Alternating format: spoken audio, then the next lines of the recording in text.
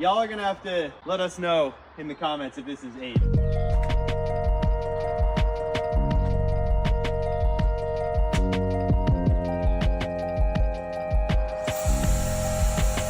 I was about to give up just now. Then I had an idea. I'm just dry firing off of this left crimp.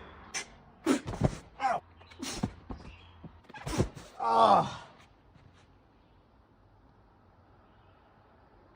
Ow. It's humid out now. But I had a thought, that why don't I just aid climb instead? I haven't hit the crux move yet. So if I hit the crux like this, then it's actually aid. I mean, feels like it might help.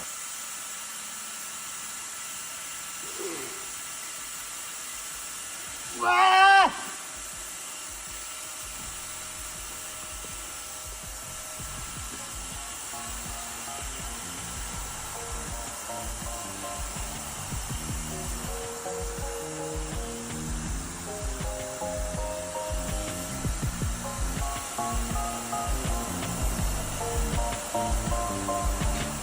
Wow.